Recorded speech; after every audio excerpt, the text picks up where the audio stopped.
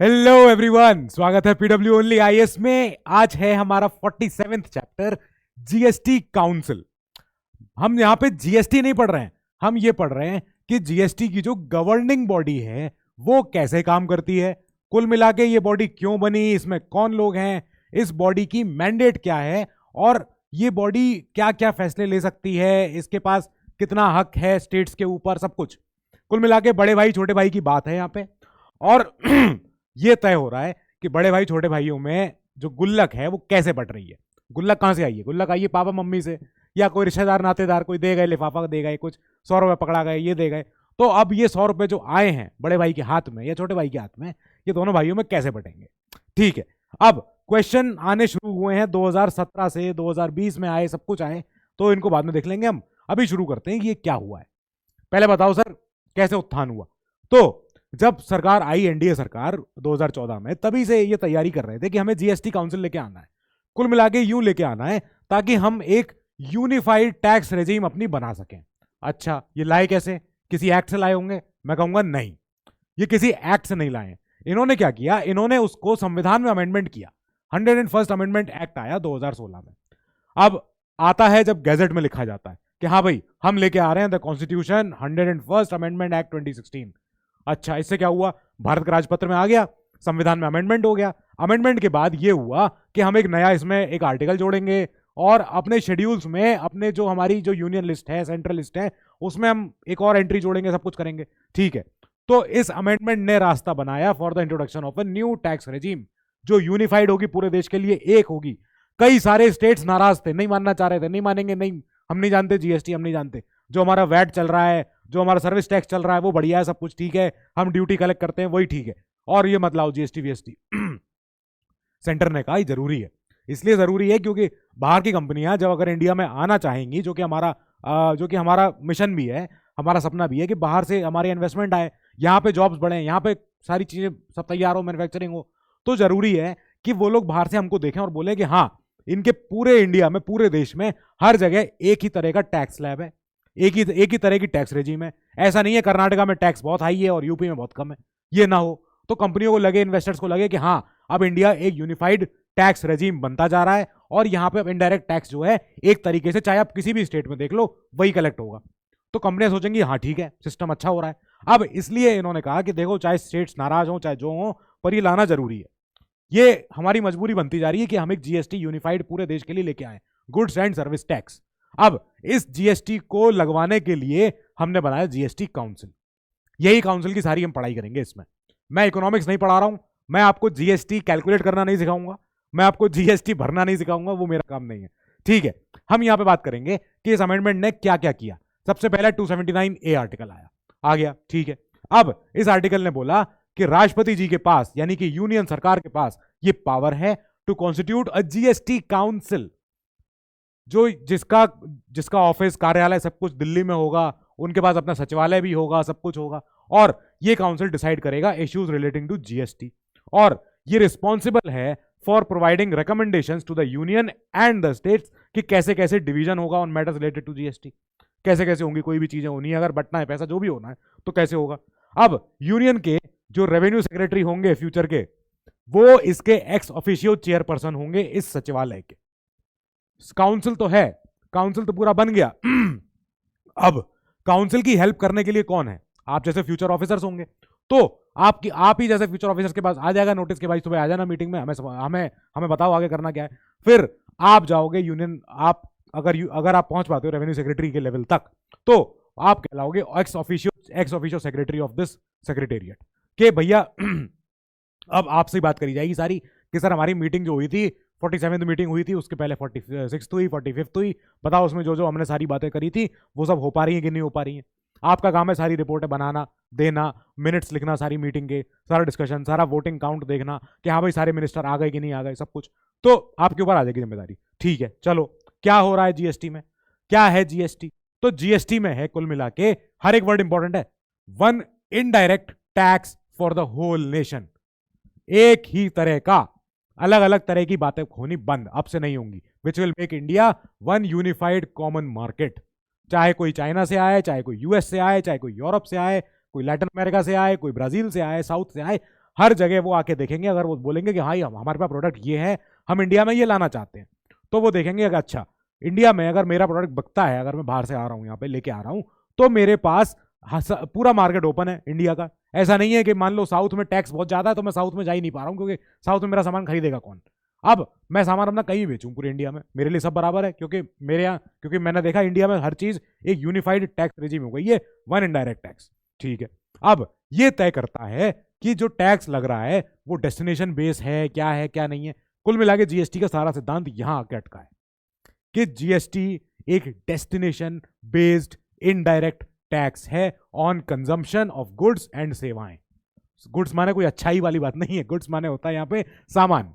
ठीक है, अब हम बोल रहे हैं कि जो जीएसटी है, मान लो प्रोडक्ट बना है किसी स्टेट में, राजस्थान में, और प्रोडक्ट सप्लाई हुआ है यूपी, तो यूपी में आने के बाद जो टैक्स जो लगना चाहिए इस प्रोडक्ट के ऊपर, जो भी कोई भी सामान हो, चाहे वो कोई सामान हो चाहे वो कोई सेवा हो, फर्क नहीं पड़ता है। हम कह रहे हैं कि सामान जहां बिका है फाइनली, लास्ट जिस जगह पे, अगर सामान बनते बनते फाइनली यहां पहुंचा है ये जगह पे, तो हम ये नहीं कह रहे हैं कि तुम यहां का टैक्स है, यहां का टैक्स है, यहां का टैक्स है, नहीं, जीएसटी है डेस्टिनेशन बेस्ड टैक्स। अब जीएसटी जो लेगा वो यहां से लेगा, कंज्यूमर यहां के टैक्स को पे करेगा। कई स्टेट कहेंगे अरे सर सामान तो मेरा से बना था, हम बनाए तो हमने, एक्सपोर्टर तो हम है, तो हमें क्यों नहीं मिलेगा टैक्स। हम कहेंगे देंगे, आपको दे रहे हैं, कॉम्पनसेट भी करेंगे और आप टैक्स कलेक्ट भी करोगे, देख लेना सब कुछ हो जाएगा। अच्छा ठीक है, ये लोग अपने हर एक लेवल पे अपना अपना टैक्स देते हैं सरकार को। ये लोग माने यहाँ पे मैंने कुछ बनाए हैं लोग, जैसे मान लो ये मैन्युफैक्चर है, ठीक है, ये मैन्युफैक्चरर है, इन्होंने कोई सामान बनाया, ये डिस्ट्रीब्यूटर हो गए, इन्होंने सामान अपने होलसेल में रखा है, इन्होंने जमा करके रखा है, इन्होंने आगे रिटेलरों को दिया है सामान, दुकानों को दिया है। अच्छा ठीक है, रिटेलरों ने ये सामान बेचा है कंज्यूमर को, ये हम हैं, हम एक हैप्पी कंज्यूमर, ये रहे, खुश हैं हम, चलो ठीक है। अब हम जो कंज्यूमर हैं, हम जिस भी स्टेट में हो फर्क नहीं पड़ता, जहां सामान बिका है, जहां उसकी रिटेलिंग हुई है, it's a destination based tax, tax वहां लगेगा। अच्छा ठीक है, और इसके अलावा जो ये सारे लोग हैं, इन्होंने भी तो एक दूसरे से सामान खरीदते तब यहां पहुंचे हैं, तो ये लोग भी अपने एक दूसरे, जब ये सामान को ले रहे हैं एक दूसरे से, तो जब इन्होंने सामान का यहां से यहां लिया, इन्होंने यहां से यहां लिया, तो इस ट्रांजैक्शन पे जो टैक्स लगा होगा, टैक्स इसने दिया होगा, कलेक्ट इसने किया होगा, इसने बोला कि सर मैंने सामान बेचा है 100 रुपए का, अभी अगली स्लाइड में सारा हम पढ़ेंगे समझेंगे ये पूरा, ठीक है, यहां पर है, पर अभी पहले ये देखो, कुल मिला के मोटी मोटी बात ये है, मैंने सामान बनाया, मैंने पर्सन ए को बेचा, पर्सन ए ने मुझे इस सामान की कीमत दी, साथ में टैक्स दिया, तो टैक्स मैंने सेंटर को, स्टेट को दे दिया।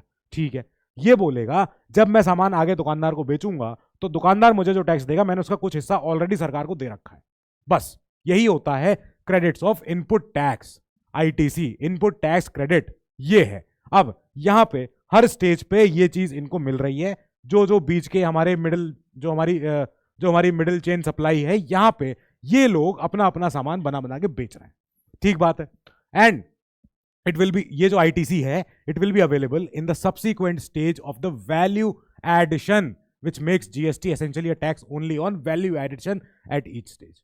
कि जहां जहां पे भी वैल्यू एडिशन हो रही है, जैसे किसी ने 100 रुपए का सामान बनाया, बेच दिया इनको, इन्होंने सामान में कुछ इजाफा किया, कुछ उसकी बेहतरी करी, कलाकारी करी उस पर, उन्होंने उस सामान को बेचा आगे 200 रुपए में, इन भाई साहब ने सामान बेचा कंज्यूमर को 300 रुपए में। तो हर जो स्टेज में जो वैल्यू एडिशन हुआ है, जो उसके ऊपर, जो उसमें जो वैल्यू और बढ़ाई गई है उस सामान की एक्चुअल, उसके ऊपर टैक्स बनाया जा रहा है, and it is a destination based tax. ये आदमी खुश तो भले ही है पर टैक्स दे रहा है।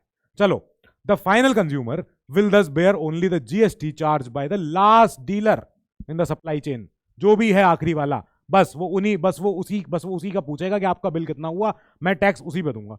कंज्यूमर ये नहीं कह सकता है कि मैं इसका वाला टैक्स भी भरूं, उसका वाला टैक्स भी भरूं, नहीं, मुझे नहीं मतलब है, मुझे आप खाली बिल दो, मैं उसका टैक्स दूंगा, बस। ठीक बात है, with offset benefits, set of benefits या ऑफसेट बेनिफिट, कुछ भी बोल लो, at all the previous stages. तो जब ये भाई साहब कह रहे हैं कि भाई मैंने इससे कमाए 60 रुपए, पर मैं ऑलरेडी सरकार को दे चुका हूं 40 रुपए इसके थ्रू, तो यानी कि मेरा ऑफसेट करो बैलेंस, मैंने 40 रुपए ऑलरेडी दे दिया है और यहां से मैंने 60 रुपए कमाए हैं, तो मैं अब खाली 20 रुपए और दूंगा, जो भी होगा। ठीक है, अभी देखते हैं आगे क्या हो रहा है। ऐसे हुआ हमारा जीएसटी का काम शुरू। जीएसटी 3 तरीके से आया, पहली बात तो सेंट्रल, फिर स्टेट, फिर ड्यूअल। सेंट्रल समझ में आ रहा है कि हाँ सेंटर का ही है वो, levied by the centre, levied by the states, GST to be levied by the centre and states both. ठीक है, ये हो गए 3 मॉडल। अब जो जीएसटी है वो होता ही दो प्रकार का है, या तो स्टेट के अंदर या स्टेट के बाहर, इंट्रा स्टेट और इंटर स्टेट। ठीक है, जब इंट्रा स्टेट है तो दो बातें होंगी, सेंट्रल जीएसटी लगेगा और स्टेट जीएसटी लगेगा। और जब स्टेटों के बीच में बातें होंगी कि एक स्टेट से सामान बन के दूसरे स्टेट में जा रहा है, तब लगेगा इंटीग्रेटेड जीएसटी। जहां भी बॉर्डर क्रॉस होगा, जहां पे भी एक स्टेट से दूसरे स्टेट में जाना शुरू हो जाएगा सामान, वहां पे लगेगा इंटीग्रेटेड जीएसटी। क्योंकि अब यहां कौन माने कौन सा स्टेट कहे नहीं नहीं मेरा टैक्स दो, हम कहेंगे नहीं हम इंटीग्रेटेड टैक्स बना रहे हैं, इंटीग्रेटेड जीएसटी है, वो दोनों बढ़ जाएगा। और वो फैसला और वो कौन बताएगा कितना बटेगा, वो फैसला बताएगा जीएसटी काउंसिल। ठीक है, चलो जीएसटी काउंसिल बाद में आएंगे, पहले इसे समझते हैं क्या हो क्या रहा है। अब यहां पे बहुत एक रफ फॉर्मेट से मैंने बनाया है, ऐसा कुछ जरूरी नहीं है कि ये चीजें हों, ये यही रेट हों। मैंने एक रफ एग्जाम्पल के तौर पे ये सारे नंबर्स लिए हैं, समझना बहुत आसान है। अब ये कैसे हमारा ड्यूअल जीएसटी मॉडल कैसे चल रहा है एक स्टेट के अंदर, इंट्रा स्टेट कैसे हो रहा है। चार तरीके के लोग हैं, एक सामान बना रहा है, ठीक है, एक टिम्बर मैन, यहाँ पे टिम्बर मेकर है ये, तो इन्होंने लकड़ियां काट के रखी हुई हैं, लकड़ियां काट के इन्होंने फर्नीचर मेकर को दे दी, फर्नीचर मेकर ने आगे बेच दिया फर्नीचर रिटेलर को, फर्नीचर रिटेलर ने वो सामान बेच दिया कंज्यूमर को। ठीक है, ये हुआ एक ही स्टेट के अंदर हो गया। मान लो पंजाब, अब पंजाब में कोई अब जंगलों में से लकड़ियां कटी, टिम्बर कटा, टिम्बर जब कटा तो क्या हुआ कि अब टिम्बर आगे जाएगा, भाई लकड़ी का सोफा बनेगा या कुर्सी बनेगी, जो भी बनेगा। फिर क्या होगा, जब ये कुर्सी बनाने के लिए फर्नीचर मेकर इनसे लेगा लकड़ी, तब यहां पे एक ट्रांजैक्शन हुआ। ठीक है, अब ये ट्रांजैक्शन आगे जाएगा जब फर्नीचर रिटेलर के पास ये कुर्सी बन के जाएगी, तो लकड़ी से कुर्सी बनी, कुर्सी से कुर्सी दुकान पे पहुंची और दुकान से घर में पहुंची। ठीक है, ये है हमारा फाइनल कंज्यूमर यहां बैठा है। अब हम बोलेंगे कि यहां पे ये हुआ है एक ट्रांजैक्शन ए, ट्रांजैक्शन बी, ट्रांजैक्शन सी। जब भी ट्रांजैक्शन होगा तो हमारा कटेगा एक पर्ची जिसे हम कहते हैं टैक्स इनवॉइस। इनवॉइस जो होती है, कोटेशन, इनवॉइस, बिल, ये वो है। ठीक है, अब जब ये बिल फटा तो क्या निकला इसमें, इसमें निकला कि जो लकड़ी कटी 100 रुपए की मान लो, ठीक है, 100 रुपए का लकड़ी की कॉस्ट है। अब उसके ऊपर स्टेट का 10%, सेंटर का 10% जीएसटी है, दोनों का टोटल 20% टैक्स। तो इसकी 100 रुपए की 10% पे ये 10 रुपए और ये 10% 10 रुपए, टोटल वैल्यू हो गई 120 रुपए। ये भाई साहब जब लकड़ियां इन्होंने बेची इनको फर्नीचर मेकर को, तो इन्होंने कलेक्ट किए 120 रुपए। अब 120 ये कलेक्ट करके इन्होंने क्या किया, इन्होंने स्टेट को दे दिया 10%, 10 रुपए जो इनके बन रहे थे, और 10 रुपए दे दिए सेंटर को। ठीक है, तो ये हो गया एसजीएसटी पेड 10 रुपए, सीजीएसटी पेड 10 रुपए, हो गया। ठीक है, बात आगे बढ़े हम। फर्नीचर मेकर ने कहा साहब मैंने तो 120 रुपए का सामान खरीदा है, अब इस 120 के सामान को मैं आगे बेचूंगा फर्नीचर रिटेलर को, मेरी इनवॉइस ये रही, 200 रुपए में मैंने सामान बेचा, 200 रुपए के ऊपर 10% का सीजीएसटी और एसजीएसटी दो लग गए, टोटल हो गए 40 रुपए का मैंने टैक्स मुझे देना है सरकार को। अब ये भाई साहब बोलेंगे कि सर ऐसा है, मैं आपको दूंगा खाली 10 रुपए, क्योंकि आपके 20 में से 10 रुपए मैं यहां पहले ही दे चुका हूं इनके थ्रू। अच्छा ठीक है, चलो ये भाई साहब बोलेंगे सेंटर को कि सर सेम जैसे मैंने स्टेट को ऑलरेडी 10 रुपए दे दिए इनके थ्रू, वैसे ही मैं आपको भी केवल 10 ही रुपए दूंगा। साफ बात है, ये आपको विजिबल है कि नहीं, दिख रहा है कि नहीं। हाँ, तो 20 रुपए में से जो मुझे 20 रुपए देने थे, 20-20 दोनों के, उनमें से मैं आपको 10-10 रुपए ही एक्स्ट्रा दे रहा हूं अपनी तरफ से कैश, क्योंकि मैं पीछे से आपको दे चुका हूं वहां पे, ये वाला दे दिया। ठीक बात हो गई। हम आगे बढ़े इसके और फर्नीचर रिटेलर के पास आ गए, इन्होंने कहा साहब मैंने सामान खरीदा टोटल 240 रुपए में। अच्छा ठीक है, क्योंकि 200 रुपए तो सामान की कीमत और 20 रुपए और 20-20 रुपए का 2 बार टैक्स दिया है सेंटर और स्टेट दोनों को। अब इन्होंने सामान बेचा है कंज्यूमर को, कंज्यूमर ने कहा कि लाओ साहब मेरे पास बिल, तो पहले तो मुझे बिल दो, बिल के बिना सामान नहीं लूंगा। फिर 300 रुपए का सामान और उसके ऊपर 10% का 2 जगह टैक्स, सेंटर और स्टेट। जब भी आप होटल वगैरह का बिल देखते हो, कहीं जाते हो, तो बिल में क्या लिखा होता है, एसजीएसटी एट 2.5%, सीजीएसटी एट 2.5%, या 9%, 9% कुछ भी होता है, 2 तरीके से लिखा जाता है हमेशा बिल पे, हमेशा 2 तरीके से जीएसटी मेंशन होगा। अब एसजीएसटी और सीजीएसटी दोनों 10% हो गया, 30 और 30 60, 300 है, 300 का 10%। ठीक, अब ये भाई साहब बोलेंगे कि सर इनके थ्रू मैंने आपको पहले दे दिए थे 30 में से 20 रुपए, यहां दे चुका हूं मैं आपको 20 रुपए। इन्होंने जब सामान खरीदा था इनसे तो इन्होंने पर्ची काटी थी, उस पर्ची पे ही मेंशन था 20-20। अब यहां पे मैं जो आपको 30-30-60 ये जो पूरा देता, तो मैं 30 में से आपको दूंगा स्टेट को अपने 20 रुपए काट के खाली 10 रुपए, और सेंटर को इधर दूंगा मैं अपने 30 में से 20 काट के 10 रुपए। ठीक बात है। तो कंज्यूमर ने टोटल आखिरी में दिया है 360 रुपए, जिसमें से 300 रुपए सामान की कीमत थी, उस कुर्सी की कीमत, और 60 रुपए टैक्स था। अब इन्होंने जब जब इन्होंने टोटल बिल दिया, जब इन्होंने टोटल टैक्स दिया, इन्होंने कितना दिया है? 10 रुपए कैश, 10 रुपए कैश, 10 रुपए कैश, 10 रुपए कैश, 10 रुपए कैश, 10 रुपए कैश, ऐसे हुआ है। ठीक बात है, समझ में आ गई बात? ये आसान बात है। अब ये हमारा जो टैक्स इनवॉइस होती है, ये होती है केवल और केवल सेल ट्रांजैक्शन के लिए बनाई जाती है। अच्छा, an invoice is a commercial document issued by a seller to a buyer. आसान बात है, समझना बहुत आसान है। टैक्स इनवॉइस क्या होती है? इनवॉइस एक पर्ची होती है, बिल होता है, जिस पर लिखा होता है सामान की कीमत, सामान के ऊपर लगने वाला टैक्स, किसने दिया है और कब दिया है, क्या किस मीडियम से दिया है, कार्ड से दिया है, चेक से दिया है, यूपीआई करके दिया है, आपने कुछ भी करके दिया है। ठीक है, ये वो चीज है। आगे चलो आईजीएसटी पे। आईजीएसटी होता है जब स्टेट, एक स्टेट से दूसरे स्टेट में जाता है सामान। तो जैसे एक स्टेट है एक्स, दूसरा स्टेट है वाई, ठीक है, बीच में है बॉर्डर। अब बॉर्डर, एक ही स्टेट के अंदर हमारा टिम्बर मेकर भी है जो लकड़ियां काट रहा है और जो फर्नीचर बना रहा है। फिर फर्नीचर बना के वो दूसरे स्टेट में जाएगा दुकान के पास। अब जैसे कहते हैं ना, पंजाब की लकड़ी आई है और यूपी में आके उसका सोफा बना है, कुर्सी बनी है, ये बना है, वो बना है, ठीक है। अब वो आ गया यूपी में सामान। अब यूपी में वो दुकानदार से कंज्यूमर हमारे लेंगे उसको, ठीक है। यहां तक तो सामान जब जब जब यहाँ कट के लकड़ी यहां आई है, तब तक तो कहानी वही है, एक ही स्टेट के अंदर हो रहा है, ठीक है। तो इस ट्रांजेक्शन पे सेम चीज, कॉस्ट ऑफ गुड्स कितनी है? 100 रुपए। मैं मान के चल रहा हूं 10% ही है, हो सकता है ऊपर नीचे हो रेट, ठीक है। स्टेट जीएसटी में 10% है, स्टेट एक्स में जो एसजीएसटी है, स्टेट जीएसटी की रेट है वो 10% है, ठीक है। और जो सेंट्रल जीएसटी है वो है 10%। आईजीएसटी लगेगा 20% जब बॉर्डर क्रॉस होगा तब, ठीक है। अब यहां पे जो ए ट्रांजेक्शन की जो इनवॉइस है वो कहती है कि सामान की कीमत है 100 रुपए, स्टेट जीएसटी लगेगा 10% पे, तो वो हो गया 10 रुपए, और इसके नीचे सेंट्रल जीएसटी लगेगा 10% पे, वो भी है, वो भी 10 रुपए, सेम 120 रुपए। 10 ऊपर गए, 10 इनके पास गए, ठीक है। अब हम आ गए फर्नीचर मेकर के पास, सामान इनके पास आ चुका है, पैसा ये दे चुके हैं इसको, और इनके माध्यम से इन्होंने टैक्स दे दिया है 2 जगह ऑलरेडी, ठीक है। अब जब ये अपना बी ट्रांजेक्शन करेंगे, जब ये बॉर्डर क्रॉस करेंगे, जब पंजाब से यूपी आ रहा है सामान, अब देखना क्या होगा। यहां पे टैक्स इनवॉइस बनेगी बी, क्या है? कॉस्ट ऑफ गुड्स 200 रुपए, इन्होंने लकड़ी की कुर्सी बना दी, ठीक है। अब आईजीएसटी लगेगा, जब बॉर्डर क्रॉस हुआ तो लग गया आईजीएसटी एट 20%। अब नहीं है यहां पे एसजीएसटी और CGST, no no no no, अब नहीं। अब यहां पे खाली आईजीएसटी है 20%, वो लग गया 40 रुपए। 200 का 20%, 40 रुपए। टोटल कॉस्ट 240 रुपीज दुकानदार ने फर्नीचर मेकर को दी है, टोटल कॉस्ट, ठीक है। इन्होंने क्या किया, इन्होंने जो आईजीएसटी का पेमेंट कैसे हुआ है, ये पेमेंट हुआ है आईजीएसटी पेबल जो 40 रुपए है, उसमें से इन्होंने सीजीएसटी पहले अपना माइनस कर लिया, जो इन्होंने पहले यहां दिया था 10 रुपए, और इन्होंने अपना एसजीएसटी माइनस कर लिया जो इन्होंने इनके थ्रू यहां दिया था, ये भी 10 रुपए था। टोटल इनको बचे 20 रुपए जो इनको देने हैं आईजीएसटी, आईजीएसटी जो ये देंगे इंटीग्रेटेड जीएसटी, ठीक बात है। चलो अब आगे बताओ। हम यहां से आगे गए फर्नीचर रिटेलर से कंज्यूमर के पास। कंज्यूमर साहब ने जब सामान खरीदा तो इनकी इनवॉइस बनी 300 रुपए का सामान, और स्टेट का जीएसटी 10%, सेंटर का जीएसटी 10%, क्योंकि अब तो एक ही स्टेट में आ गए। अब यहां पे 360 का फिगर वही है, 300 में 30 भाई 2 जगह टैक्स जा रहा है, ठीक है। तो इन्होंने कैसे दिया है? स्टेट वाई को 10% दिया है। पेमेंट कैसे हुआ है? एसजीएसटी में अपना 30 रुपए जो इनको देना था, उसमें से इन्होंने पहले अपना आईजीएसटी माइनस करवा लिया, जो इन्होंने इनके माध्यम से ये दिया था यहां पे आईजीएसटी।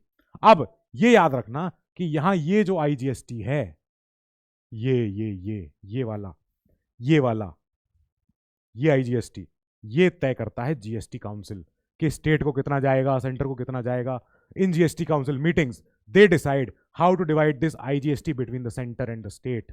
बस ये इंपॉर्टेंट है, जीएसटी काउंसिल ये तय करता है कि अगर क्रॉस बॉर्डर स्टेट्स में सामान बिका है तो आईजीएसटी कैसे कैसे बटेगा, बस, ठीक बात है। अब यहां पे मान लो बता दिया गया होगा, पहले जीएसटी काउंसिल तय करके रखा हुआ है कि हाँ साहब यहां पे आईजीएसटी जाएगा 10 रुपए स्टेट को, ठीक है, जाओ ले जाओ। तो अब बचा कितना? 30 में 10 गए 20 रुपए, तो एसजीएसटी ये देंगे 20 रुपए, ये साहब ये वाले, ठीक है। इधर यहां पे ये पेमेंट जो सेंटर को करेंगे, सेंटर का पेमेंट भाई कितना था? 30 रुपए। ये बोलेंगे नहीं नहीं, आप ही ने तो पहले मुझे बताया था कि भाई यहाँ पे आईजीएसटी माइनस करना है, 30 रुपए कर दिया, ठीक है, तो टोटल 0 हो गया, बस, ठीक है। ये निर्धारित किया जाता है जीएसटी काउंसिल की मीटिंग में, बस ये समझ आगे बात समझ में। अब चले हम आगे। हमने कहा कौन से टैक्स हैं जो नहीं लग रहे हैं या जो पहले थे जो हटा दिए गए। तो वो ये सारे सेंटर के और स्टेट के ऐसे सारे टैक्स थे, सब के सब अब ये सारे के सारे ये सब आ गए हैं जीएसटी के अंदर। कैसे कैसे? Central excise duty, additional excise duty, service tax, additional customs duty, petroleum, alcohol और टोबैको प्रोडक्ट्स ये जीएसटी पे नहीं आते हैं, ये अभी भी वैट से चल रहे हैं। कोई रीजन पता है क्या क्यों चल रहे होंगे ऐसा? Special edition duty of customs ये सेंटर के टैक्स थे जो जीएसटी ने कहा अब मैं संभालूंगा, अब जीएसटी में आएंगे सारे। इधर स्टेट के कई सारे टैक्स होते थे, जैसे स्टेट का value added tax, entertainment tax, ठीक है।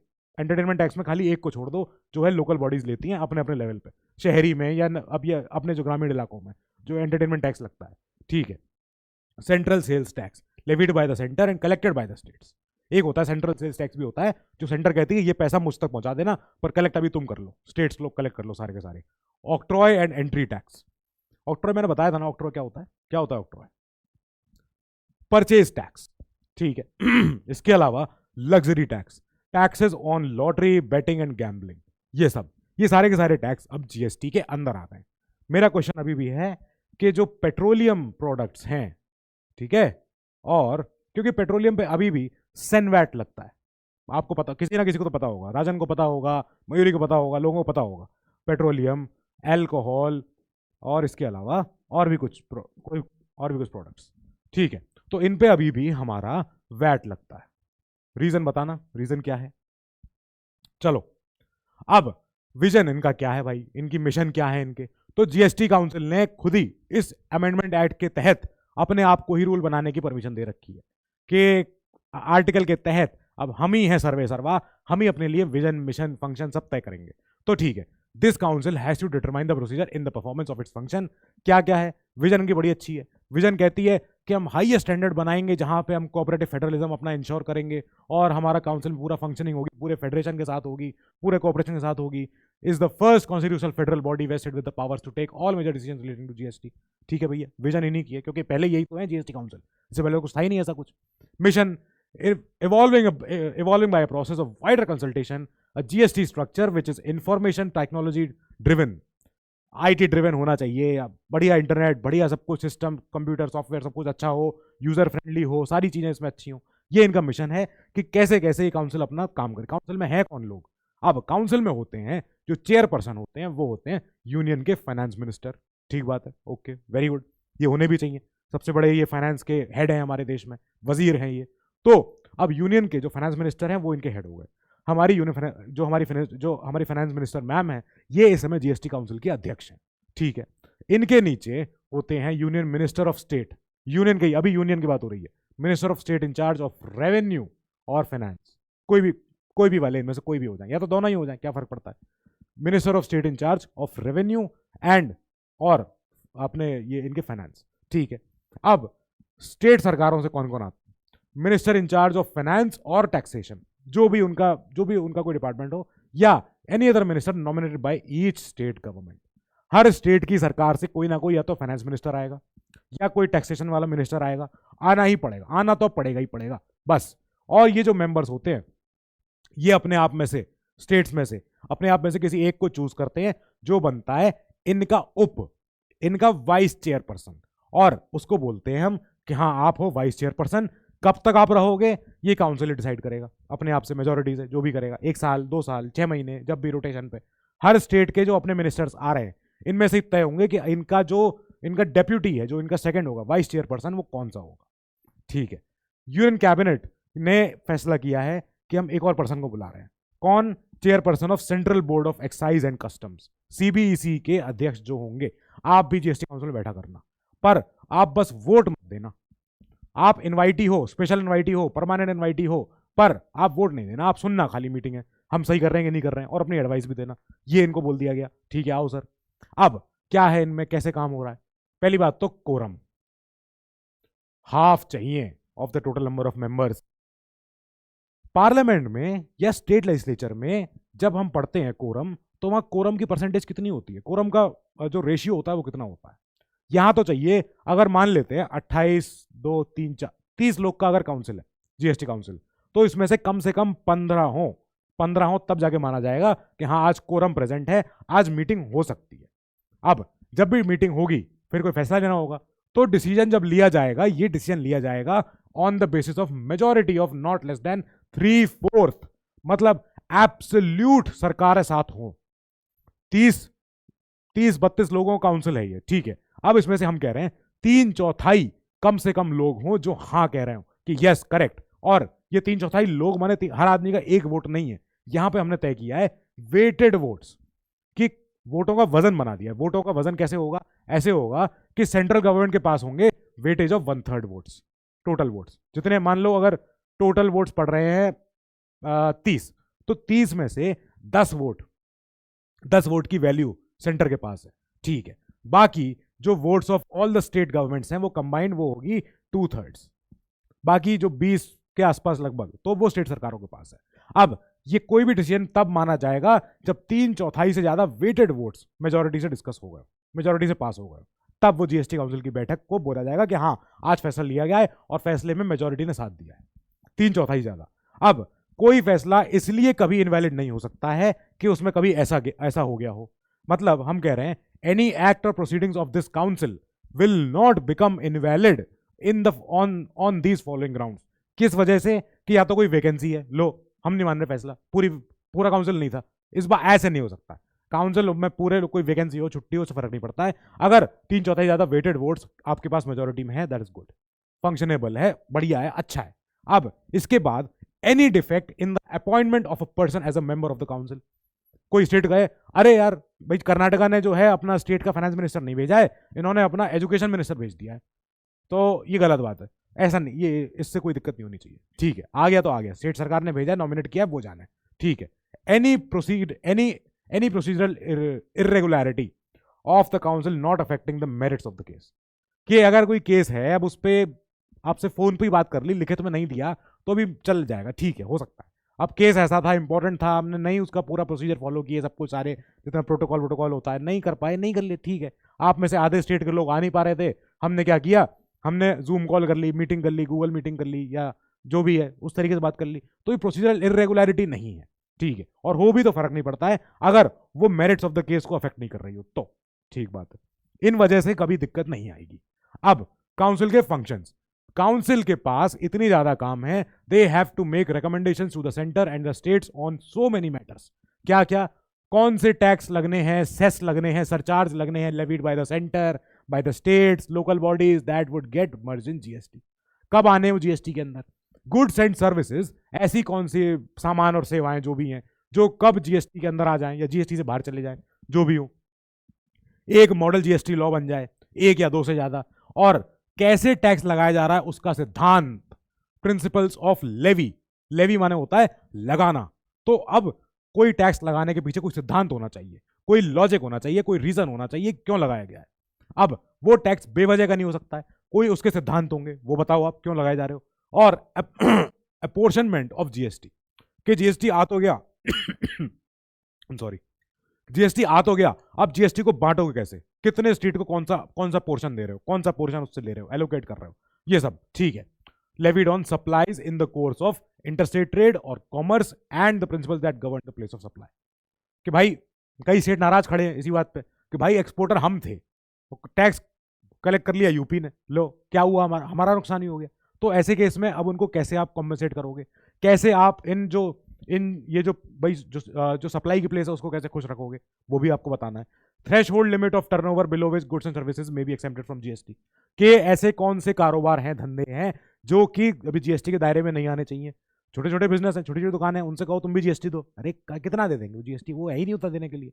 तो the rates including floor rates with bands of GST, जो आप देखते हो कि साहब 5% की रेट है या 18% की रेट है या जो भी 28% की रेट है, एटसेट्रा एटसेट्रा एटसेट्रा, ये सारे होते हैं बैंड ऑफ जीएसटी कि कितनी फ्लोर रेट, मतलब बेस रेट अब यही है, फ्लोर रेट है ये।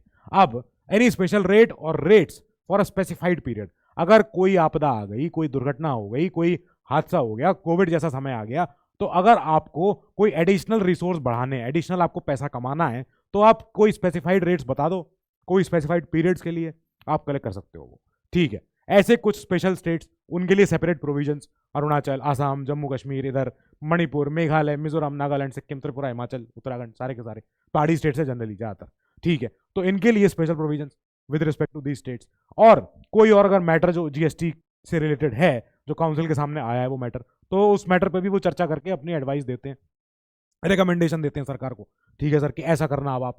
नाउ इनके पास फंक्शन है कि council shall recommend the date on which the GST may be levied on petroleum, crude, high speed, diesel, motor spirit, natural gas, ये कब इन पे टैक्स लगेगा जीएसटी वाला।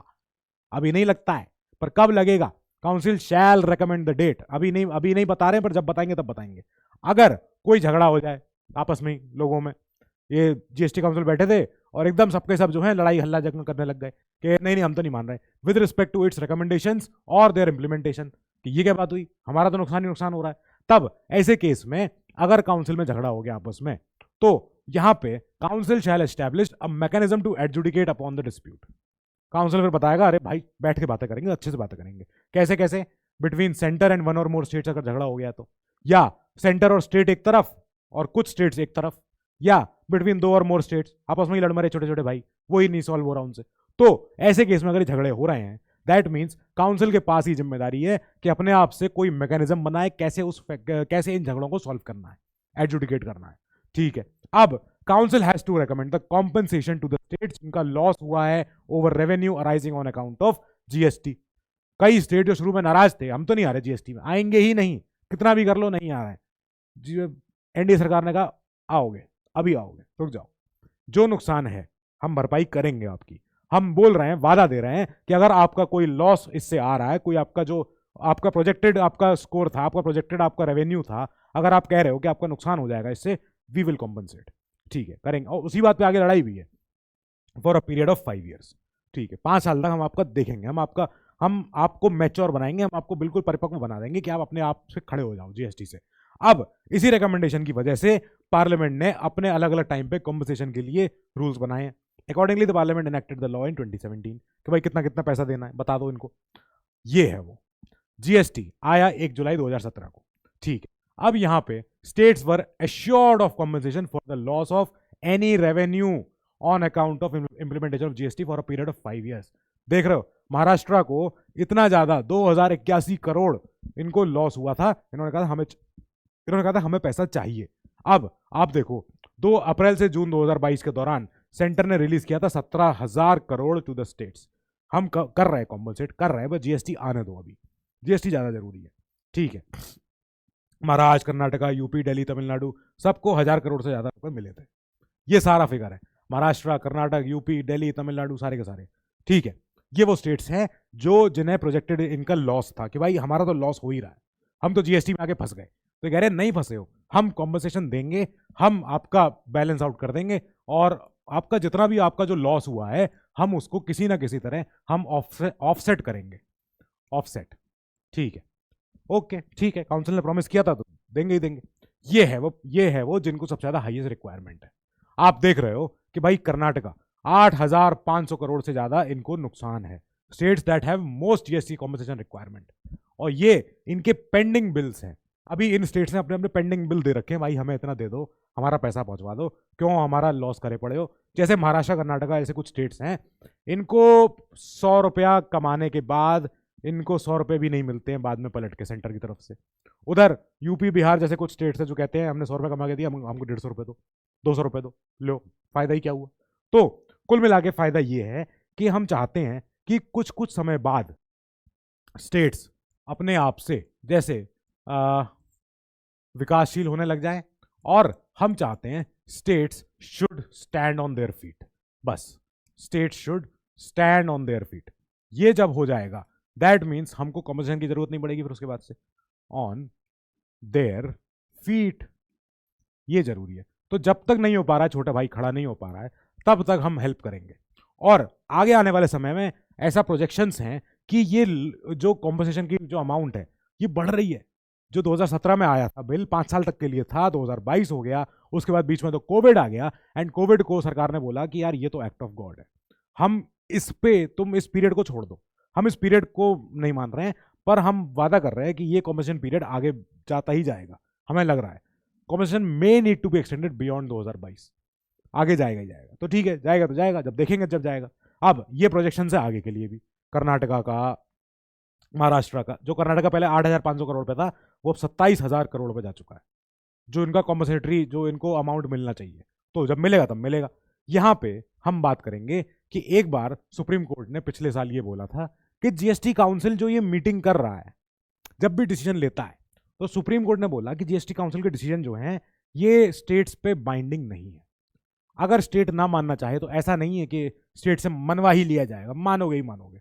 अब हम तो कह रहे हैं कि इसकी वजह से, पहली बात तो वजह क्यों है ये, ऐसी क्या बात है कि स्टेट पहली बात तो मानना नहीं चाह रहे कुछ कुछ।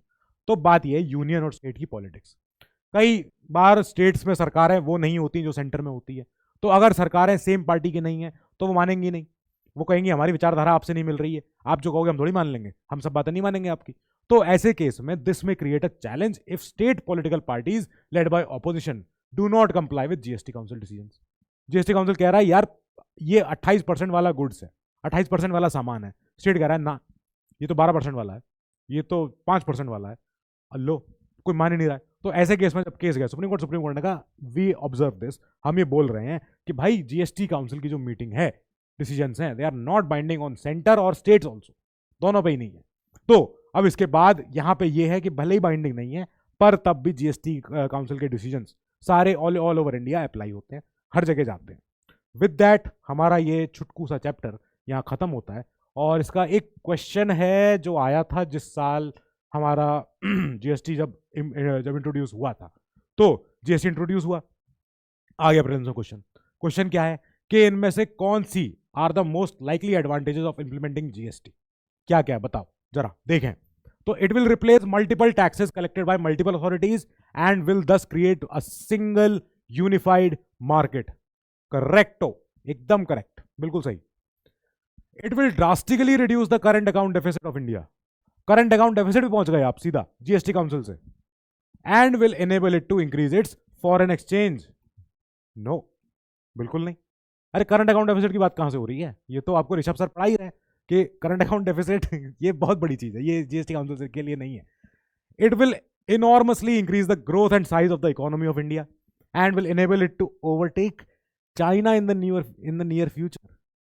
चाइना की इकोनॉमी है 17 ट्रिलियन, 17 ट्रिलियन। हमारी इकोनॉमी 2022 में पहुंची थी 2.5 ट्रिलियन के ऊपर, और हमारे प्रोजेक्शंस हैं कि हम 5 ट्रिलियन इकोनॉमी बन जाएंगे। अभी जाके हम 4 ट्रिलियन के हुए हैं, अभी जस्ट 2 हफ्ते पहले। अब क्या लगता है चाइना को हम नियर फ्यूचर में टेक ओवर कर सकते हैं? एक बहुत ही बेसिक आदमी समझ सकता है कि इट विल टेक टाइम, अभी समय लगेगा। चाइना वैसे भी अपने डेमोग्राफिक डिफरेंस से परेशान होने ही वाला है, और चलिए रहा उनकी परेशानी, जो समय आएगा वो हमारा आएगा। तो with this statement is also wrong, answer is one only, correct, एक ही आंसर है इसमें। विद दैट हमारा ये चैप्टर यहाँ खत्म होता है, अगले चैप्टर पे चलेंगे जब आएगा। जब तक के लिए you stay safe, stay healthy, keep studying, and good luck.